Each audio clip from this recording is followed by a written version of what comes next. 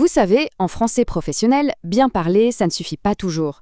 Ce qui fait vraiment la différence, c'est l'élégance, c'est la nuance.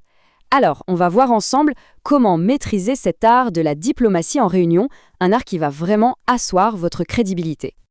Alors, la question qui se pose, c'est comment on fait pour exprimer un désaccord avec diplomatie? Comment peut-on contredire une idée sans avoir l'air trop direct, voire un peu agressif?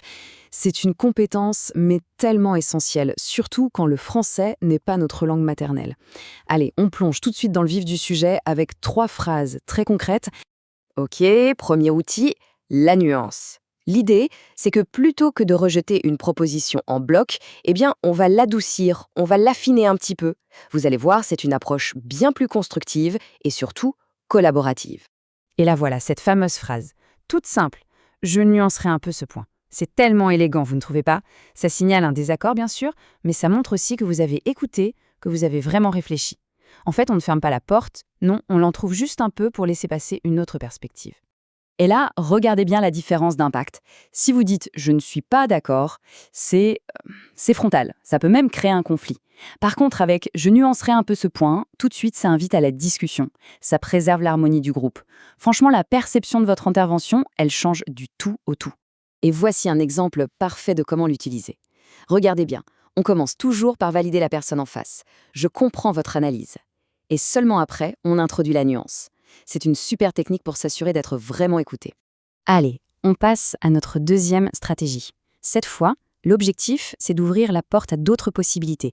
Et l'astuce, c'est de le faire sans jamais invalider directement l'idée qui vient d'être mise sur la table. Avec cette phrase, on exprime un doute, mais de manière très très polie. Vous voyez, ça ne dit pas c'est une mauvaise idée ». Non, ce que ça suggère, c'est plutôt et si on explorait ensemble d'autres pistes ?» C'est une vraie invitation à la réflexion collective. Là encore, la différence est juste flagrante. Ce n'est pas une bonne idée, c'est un jugement, c'est définitif, c'est personnel. Notre phrase, elle, est beaucoup plus humble, plus collaborative. Elle laisse entendre qu'il y a peut-être une solution encore meilleure et qu'on pourrait la découvrir ensemble. Et regardez comment ça s'articule dans un contexte pro. Étape 1, hyper importante. On remercie, toujours. Ensuite, on utilise personnellement. Ça permet de bien montrer que c'est une opinion, pas une vérité absolue. Et c'est seulement après qu'on formule le doute. C'est subtil, n'est-ce pas? Et tellement professionnel. Ok, notre troisième et dernier outil. Et celui-là, il est encore plus proactif, vous allez voir. Là, on ne se contente plus de douter. Non, on va proposer concrètement une nouvelle direction. Et toujours de manière constructive, bien sûr. Alors, écoutez bien cette petite musique. Il me semblerait peut-être plus pertinent de, vous entendez?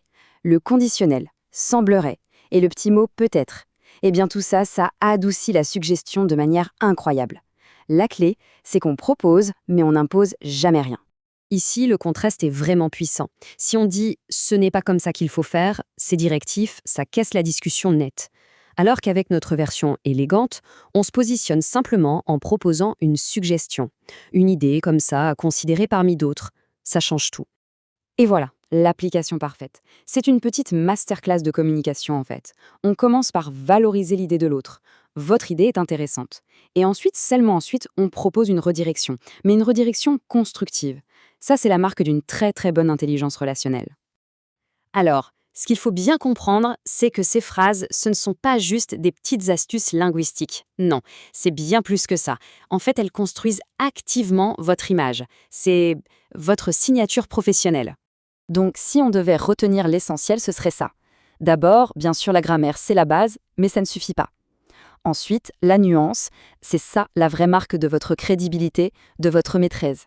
Et enfin, utiliser ces expressions, c'est tout simplement sculpter votre image de personne experte et diplomate. Voilà, vous avez maintenant 3 outils vraiment puissants pour vos prochaines réunions. Pour continuer sur cette lancée, pour un français toujours plus précis, plus élégant et bien sûr plus professionnel, suivez Global French.